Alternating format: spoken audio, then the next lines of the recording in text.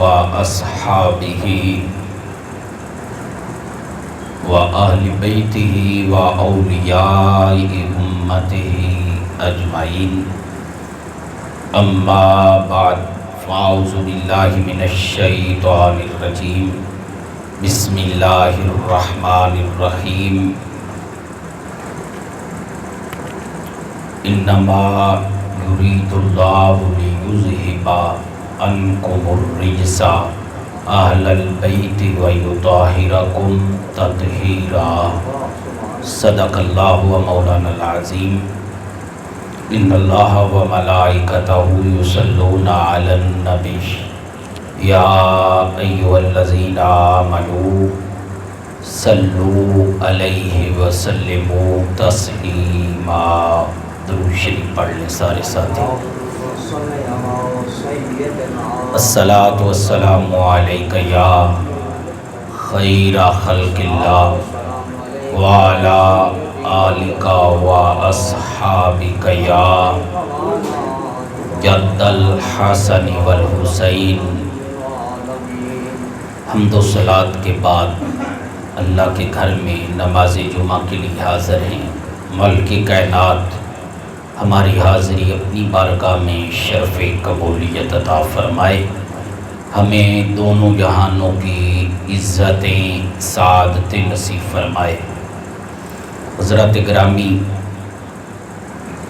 نواسہ رسول جگر گوشہ بطول سیدنا امام حسین علیہ السلام، آپ کا تذکرہ آپ سماعت کر رہے ہیں۔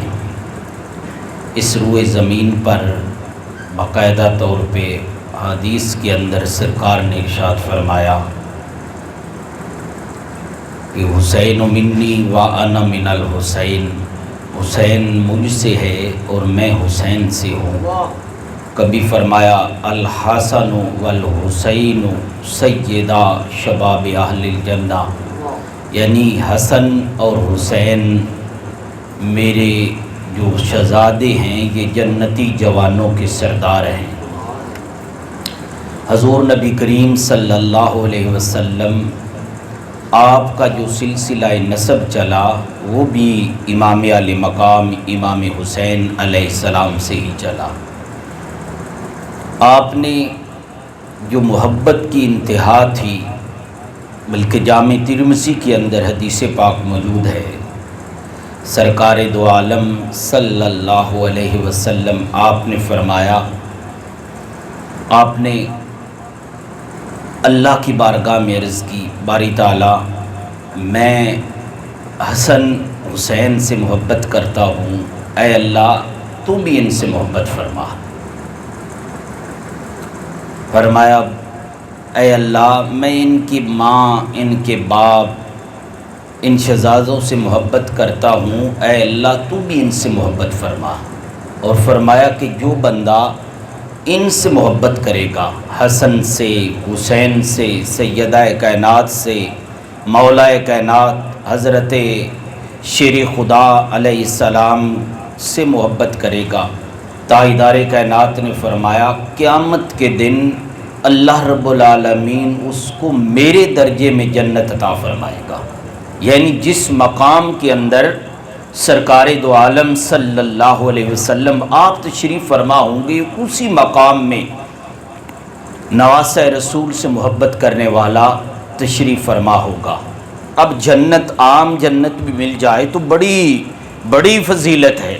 سرکار نے فرمایا اس مقام میں اسے رہائش جنت میں ملے گی، اس کو جگہ عطا کی جائے گی جس جگہ پہ میں محمد رسول اللہ موجود ہوں گا۔ حضرات گرامی، ان نواسوں کی محبت دنیا میں نجات، آخرت میں نجات، بخشش کا ذریعہ ہے۔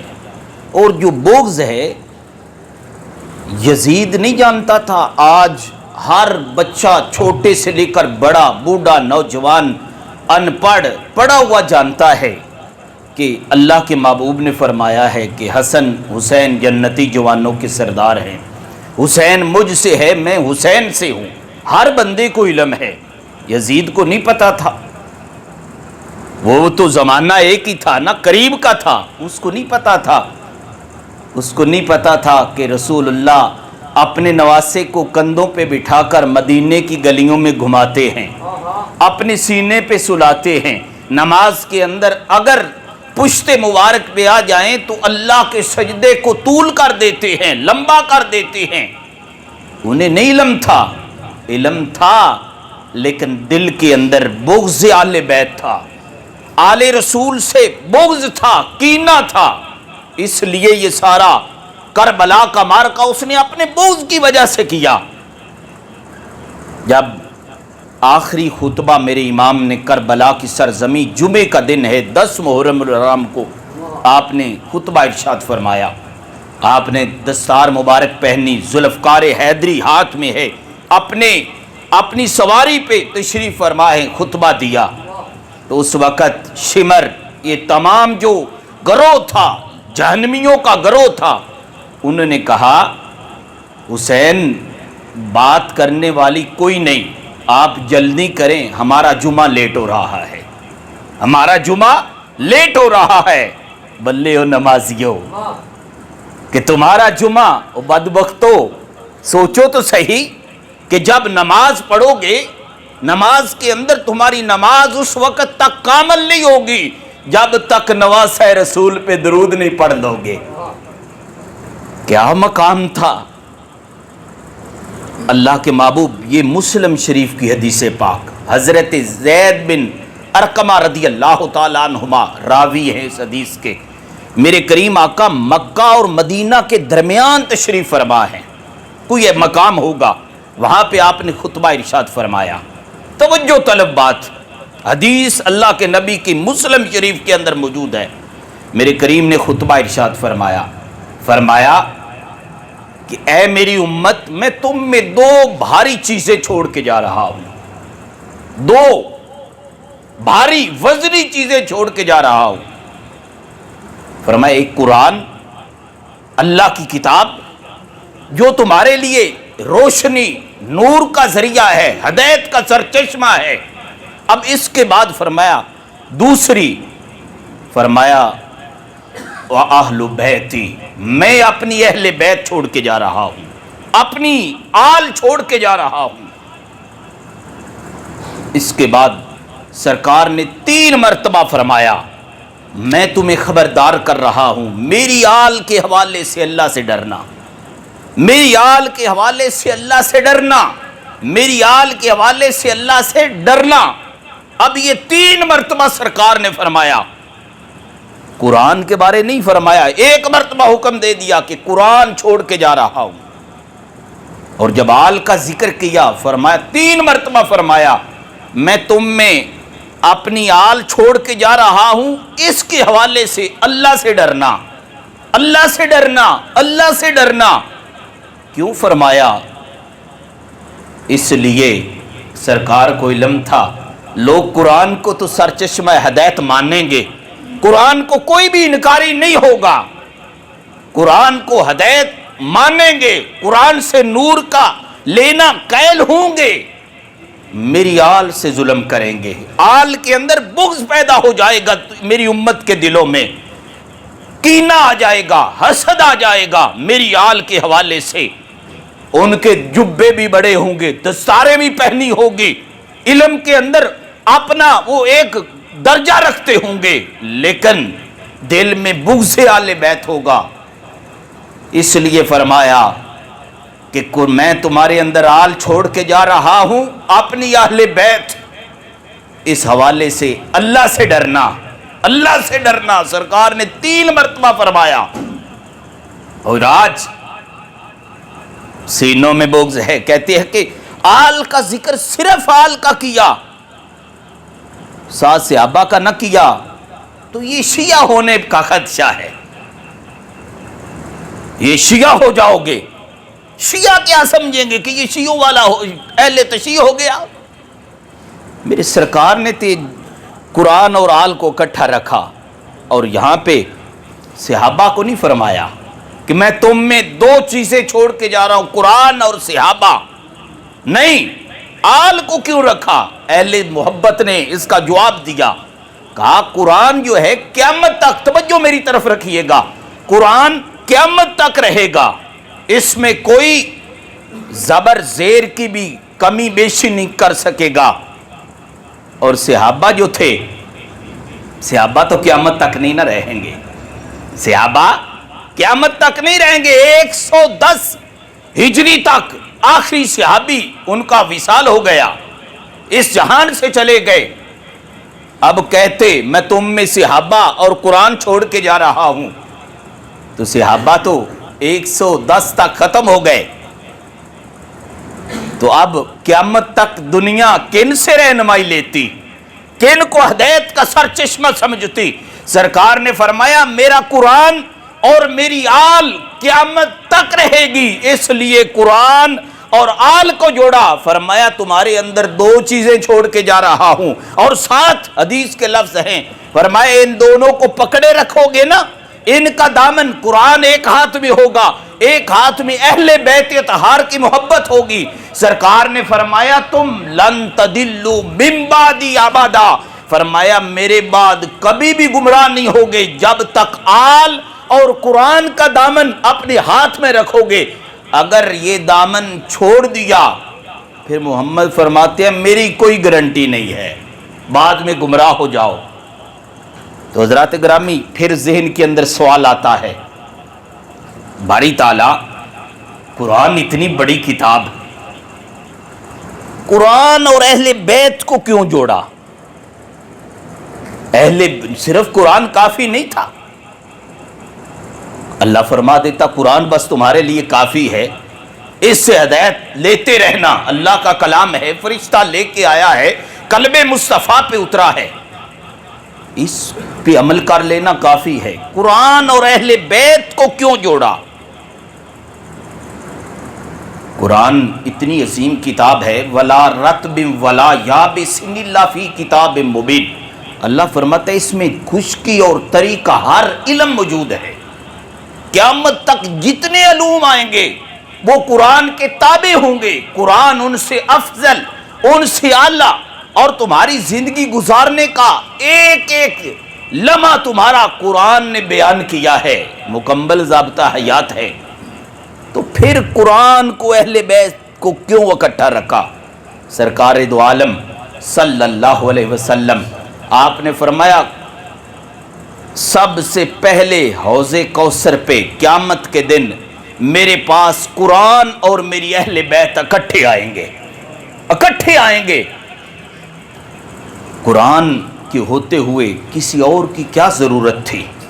اہل بیت حضرت جنید بغدادی رحمت اللہ علیہ اللہ کے ولی ہوئے ہیں، انہوں نے نا اپنے مرید کو ایک صندوق دیا، فرمایا کہ یہ صندوق ہے، اس کو کھولنا نہیں، جا کر اس کو دریا میں پھینکاؤ، چھوٹا سا صندوق ہے، بکسا ٹائپ، اٹھا کر دریا پہ پہنچے، ذہن میں خیال آیا پتہ نہیں اس میں کیا ہے، وہ مرید جو تھا اس بکسے کو دریا میں پھینکا، جب پانی میں وہ بکسا گیا وہ راستہ آگے پانی چھوڑتا گیا، تھوڑی دیر گزری، پانی نے اپنی آغوش میں لیا، وہ بکسا غائب ہو گیا۔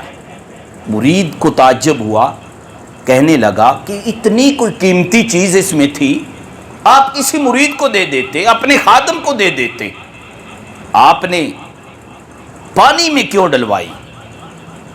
آتے گئے نا اپنے شیخ کی بارگاہ میں آ کر یہ سوال کیا، کہا یا حضرت اگر وہ اتنی قیمتی کوئی چیز تھی کسی مرید کو دے دیتے، جب میں نے وہ بکسا صندوق پانی میں ڈالا، پانی نے بڑی محبت سے اسے اپنی آغوش میں لیا، اس میں کیا تھا؟ آپ نے فرمایا تو نے اب پوچھنا ہے، جب تک تو پوچھے گا نہیں نا تجھے چین نہیں آئے گا۔ فرمایا سن، اس میں ایک کتاب تھی، توجہ کیجئے گا، ایک کتاب تھی، میں نے 12 سال محنت کی اور محنت شاقہ بڑی مشکل سے ایک تصوف پہ کتاب لکھی، پھر 12 سال میں نے لگائے اس کے نوک پلک درست کرنے میں، کہیں کوئی ایسا جملہ نہ آ جائے جو شریعت کے مزاج سے ہٹ کر ہو، پھر 24 سال ہو گئے، پھر 12 سال میں اس پہ سوچتا رہا کہ یہ کتاب میں امت کے حوالے کروں یا نہ کروں۔ میں 12 سال بعد اس نتیجے پہ پہنچا ہوں کہ قرآن کے ہوتے ہوئے اس امت کو اور کسی کتاب کی ضرورت نہیں ہے۔ قرآن یعنی 36 سال کے بعد اس نتیجے پہ پہنچا ہوں، قرآن کے ہوتے ہوئے اس قوم کو کوئی ضرورت نہیں کسی کتاب کی۔ یعنی قرآن اتنا ہماری ضرورتوں کا کفیل، اتنا ہمارے لیے کافی و وافی تھا، ہمارے لیے شافی تھا۔ سوال اپنی جگہ پہ قائم ہے، تو یا رسول اللہ پھر قرآن کو اہل بیت سے کیوں جوڑا؟ قرآن کو اہل بیت سے کیوں جوڑا؟ فرمایا میں تم میں 2 بھاری چیزیں چھوڑ کے جا رہا ہوں، ایک قرآن، ایک اپنی آل اہل بیت۔ حسن کو چھوڑ کے جا رہا ہوں، حسین کو، علی المرتضیٰ کو، سیدہ کائنات زہرا پاک کو چھوڑ کے جا رہا ہوں۔ یا رسول اللہ کیوں؟ سنیے گا لوگوں، ایک ہوتا ہے علم، ایک ہوتا ہے علم کی عملی مشق، ایک ہوتی ہے تھیوری، ایک ہوتا ہے پریکٹیکل۔ لوگوں قرآن تمہیں صرف تھیوری لکھا ہوا نظر آتا ہے، اس کے لیے عملی مشق ہونا ضروری تھا۔ اللہ کے محبوب نے قرآن اہل بیت کو جوڑ کے فرمایا لوگوں جس کو میرا دین تھیوری میں، علم میں چاہیے وہ قرآن کو سینے لگا لینا، کسی کو پریکٹیکلی اگر دین چاہیے وہ حسین کو دیکھ لینا، میری آل کو دیکھ لینا۔ اس لیے جوڑا، فرمایا میں تم میں 2 بھاری چیزیں چھوڑ کے جا رہا ہوں، ایک آل، ایک اپنا قرآن۔ یہ دونوں تم اگر ان کو اپنے دامن میں رکھو گے، ہاتھوں میں رکھو گے، فرمایا تم میرے بعد کبھی بھی گمراہ نہیں ہوگے، میرے بعد تم ہدایت یافتہ رہو گے۔ آگے سنیے گا، نواسہ رسول امام حسین علیہ السلام، آپ کا مقام کیا ہے، فضیلت کیا ہے؟ سرکار دو عالم آپ نے خطبے میں ارشاد فرمایا آج لوگ تو کہتے ہیں، وہ ایک مولوی تھا، یہ نیٹ پہ بھی پڑھا ہے، وہ کوئی نعت خان پڑھ رہا تھا، قرآن کے اندر حسین کا ذکر، اس نے روک لیا، اور قرآن میں حسین کا ذکر نہیں ہے، قرآن میں حسین کا ذکر نہیں ہے۔ وہ کوئی سادہ نعت خان تھا، ورنہ نعت خان بہت تیز ہوتے ہیں، اس نے خاموش ہو گیا، اس نے آگے نعت پڑھ لی جو وہ کلام پڑھ رہا تھا۔ لیکن یہ کوئی نہیں کہ کسی کے چہرے پہ لکھا ہوتا ہے اس کے دل میں بغض اہل بیت ہے، اس کی عادتوں سے، اس کے بولنے سے۔ کیوں؟ سرکار نے تو ہمیں تھرمامیٹر عطا فرما دیا، بخار ہوئے نا تو ڈاکٹر حضرات، اجاز صاحب بیٹھے ہیں، میاں صاحب، وہ ایک تھرمامیٹر ہوتا ہے اتنا، وہ منہ میں ڈالتے ہیں، اب جدید وہ ایک بغل میں بچہ ہو تو اس میں منہ میں ڈالتے ہیں، پیمانے کا پتہ چلتا ہے کہ اس کو اتنا ٹمپریچر اس کا ہے، اس کو اتنا بخار ہے۔ میں قربان جاؤں اپنے نبی کی وسعت علم پر، آپ کی نگاہ پر۔ آپ نے 15 صدیاں پہلے بھاپ گئے تھے کہ میری آل سے لوگ بغض رکھیں گے، میری آل سے دل کے اندر کینہ ہوگا۔ آپ نے ایک تھرمامیٹر دیا، فرمایا بیٹھے ہوں نا لوگ، ٹوپیاں سر پہ ہوں، داڑیاں بھی ہوں، جبے کبے، علم کے اندر بڑا نام ہو، اب ان میں اگر پہچان کرنی ہوئی نا کہ کس کے سینے میں میری آل کا بغض ہے، ان کے سامنے علی کا نام لینا منافق اور مومن علیحدہ علیحدہ ہو جائیں گے۔ فرمایا پتہ چل جائے گا، یہ سرکار نے فرمایا۔ آپ نے فرمایا علی تیرا نام سن کر مومن پریشان نہیں ہوگا، اور تیرا نام سن کر منافق خوش نہیں ہوگا۔ میرے کریم آقا علیہ السلام، بلکہ روایت میں نے سن رکھی ہے بڑے علماء سے، کہتے ہیں کہ صحابہ اس وقت لوگ اگر کوئی اختلاف ہو جاتا نا بچوں کے حوالے سے کہ نسب کس کا ہے، حرامی حلالی کی تمیز کرنی ہوتی تو وہ حضرت امام حسین کو لایا جاتا ان شہزادوں کو، اگر ان کا ادب کرتا تو وہ حلالی ہونے کی نشانی ہوتی، اگر وہ ان کے ساتھ اس کا رویہ ٹھیک نہ ہوتا تو وہ اس کا نسب مشکوک ہو جاتا۔ تو وہ قرآن میں ذکر نہیں ان کا۔ اب بندہ کوئی نہ پڑھ ہو وہ تو کہے قرآن میں تو ہمارا بھی ذکر ہے، قرآن میں وہ 15 صدیوں کے بعد جو بندہ ہے اس کا قرآن میں ذکر ہے۔ یا ایھا الذین آمنو، اے ایمان والو، تم سارے ایمان والے ہو یا نہیں؟ ایمان والے ہیں نا؟ اللہ نے ہمارا قرآن میں ذکر کیا قیامت تک آنے والوں کا، اے ایمان والو۔ تو نواسہ رسول کا ذکر نہیں؟ میرے رسول قرآن قل تعالوا ندعو ابناءنا وابناءکم ونساءنا ونساءکم، میرے کریم نے فرمایا اللہ کا حکم ہے محبوب ان یہودیوں کے مقابلے میں انہیں بولو یہ اپنے بچوں کو لے آئے، قل تعالوا ندعو ابناءنا، یہ اپنے بچوں کو لے آئے، آپ اپنے بچوں کو لے آئے۔ میرا رسول کن کو ساتھ لے گیا؟ بچوں کی جگہ پہ کن کو لے گیا؟ حسن اور حسین کو۔ یہ قرآن میں ندعو ابناءنا وابناءکم، یہ کون ہے؟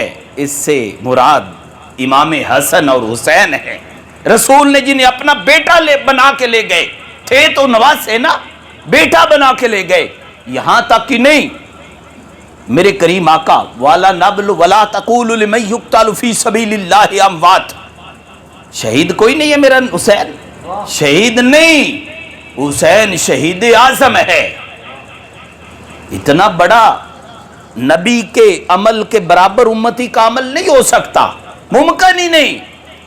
لیکن تاریخ اٹھا کر دیکھ لیں، اللہ نے کسی سے اول العزم بندوں سے بھی اتنا بڑا امتحان نہیں لیا جو حسین پاک سے لیا۔ ایک امتحان مینا کی سرزمین پہ ہوا، ایک کربلا میں ہوا، اور اس کے اندر مینا میں تو آنکھیں بند کر لی گئی، پٹی باندھ لی گئی، بیٹے کے پاؤں بھی باندھ دیے گئے، ہاتھ بھی باندھ دیے گئے، قربانی ہو رہی ہے۔ ادھر نواسہ رسول کربلا میں صرف ایک نہیں، آنکھوں پہ پٹی بھی نہیں باندھی میرے حسین نے، ایک نہیں، دو نہیں، پھر بھانجے، بھتیجے، بھائی، سب کو اللہ کی بارگاہ میں آنکھیں کھول کے پیش کیا۔ حضرات گرامی، جب آخری آپ کی ہمشیر حضرت سیدہ زینب سلام اللہ علیہا، سیدہ زینب آپ کی ہمشیرہ ہے، مولا کائنات کی نور نظر ہے، فاطمہ زہرا کی آنکھوں کا چین ہے سیدہ زینب سلام اللہ علیہا۔ آپ کا جو کردار ہے نا کربلا میں، کربلا سے مدینہ سے مکہ سے چل کر قافلہ کربلا میں آتا ہے، اس کی سپہ سلاری امام علی مقام کر رہے ہیں، امام حسین کے ہاتھ میں اس کی سرداری کا جھنڈا موجود ہے۔ لیکن جب کربلا سے یہ قافلہ کوفہ سے دمشق، یزید شام کے دربار کے اندر آتا ہے، پلید کے دربار میں آتا ہے، اس سے لے کر مدینہ واپسی تک ساری اس قافلے کی جو سپہ سلاری کر رہی ہے اس ہستی کا نام سیدہ زینب سلام اللہ علیہ ہے۔ وہ سیدہ کائنات کی نور نظر ہے سیدہ زینب سلام اللہ علیہا۔ آپ نے یہ کردار ادا کیا جب کربلا میں شہادتیں ہوتی جا رہی ہے۔ حضرت سیدہ زینب نے بلایا امام علی مقام کو، فرمایا بھائی جان، اب یہ تاریخ والوں نے لکھا، اب اس واقعہ کو پڑھنا، میں کہتا ہوں جو پڑھتا ہے نا وہ بیٹھ کر رونا شروع کر دیتا ہے، اتنا یہ کربناک واقعہ ہے، داستان ہے کربلا کی۔ حضرت زینب نے بلایا امام علی مقام کو، فرمایا بھائی جان، آپ اتنی قربانیاں، اتنے معاملات ہیں، میں کچھ صدقہ دینا چاہتی ہوں. توجہ کیجئے، میں بات ختم کرنے لگا ہوں. میں صدقہ دینے لگی ہوں. آپ نے فرمایا میری بہن یہاں پہ ہم مسافر ہیں، دشمن سامنے کھڑا ہے، ہمارے قتل پہ وہ تلے ہوئے ہیں، یہاں پہ تو ہمارے پاس کچھ بھی نہیں، صدقہ کیا؟ فرمایا بھائی جان، میرے کریم آقا، میرے نانا جان کا فرمان ہے کہ صدقہ بلاؤں کو ٹالتا ہے، میں صدقہ دیتی ہوں. اور میں کیسا صدقہ، کس چیز کا؟ فرمایا میرے 2 شہزادے ہیں، ایک کا نام اون ہے، ایک کا محمد نام ہے، وہ میں آپ پہ قربان کرنا چاہتی ہوں، اجازت عطا فرمائے. فرمایا میری بہن زینب، مامے تو بڑے اپنے بھائیوں سے لاڈ کرتے ہیں، بڑا پیار کرتے ہیں، انس ہوتا ہے، میں کبھی بھی اجازت نہیں دوں گا. وہ تو بچے ہیں، نہ انہیں تلوار اٹھانا آتی ہے، نہ انہیں کوئی ایسا معاملہ ہے، وہ کیسے کریں گے؟ آپ نے فرمایا بھائی جان میں کل قیامت کے دن اگر مجھ سے میری ماں نے پوچھ لیا اے بیٹی میرے بیٹے پہ مشکل تھی جب میرے سارے پوتے بھتیجے میرے بیٹے کے بھائی شہید ہو رہے تھے، تو نے اپنے بچوں کو بچا لیا، میں کیا جواب دوں گی؟ اس وقت امام علی مقام آپ کی آنکھوں میں آنسو آ گئے.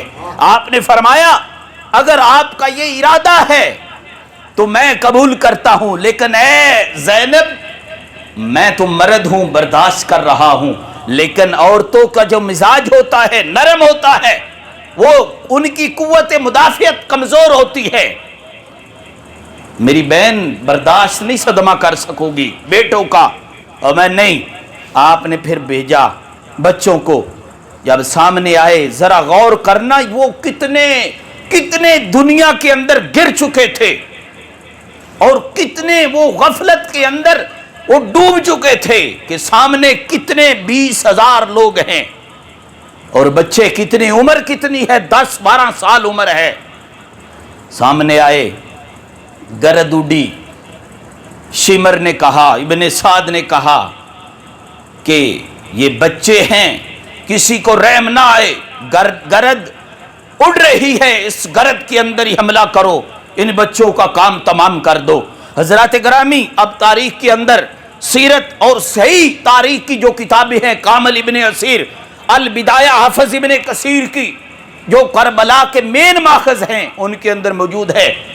جب آپ کی شہادت ہوئی، میرا امام دوڑا اپنے بھانجوں کی طرف، اتنے میں روح جسم سے نکل چکی تھی، اور وہ آپ سامنے جب آئے نا، چہروں سے نہیں پتا چلتا تھا کہ اون کون ہے اور محمد کون ہے. آپ نے اٹھا کے لائے خیموں میں. حضرت سیدہ زینب اپنے مصلے پہ بیٹھی ہیں، سجدے میں چلی گئی. آپ نے بلایا، امام علی مقام نے بہن زینب 3 مرتبہ آواز دی، آپ جواب نہ دیا. قریب آئے، ہاتھ لگایا، فرمایا میری بہن میں نے تمہیں منع کیا تھا، تم نہیں برداشت کر سکو گی، تم نہیں دیکھ سکو گی، اب کیوں پریشان ہو؟ آپ نے سر اٹھایا، اٹھا کر فرمایا اے حسین، جس ماں کا تو نے دودھ پیا ہے میں نے بھی اسی ماں کا دودھ پیا ہے. تیری رگوں میں علی کا خون ہے اور میری رگوں میں بھی علی کا خون ہے. میں کوئی پریشان نہیں ہوئی، میں تو اللہ کی بارگاہ میں سجدہ شکر ادا کر رہی ہوں کہ اے اللہ تو نے میرے بیٹوں کی قربانی کو قبول کر لیا ہے. اللہ تعالی ہمیں اہل بیت کی محبت عطا فرمائے. آمین. وما علینا الا البلاغ المبین.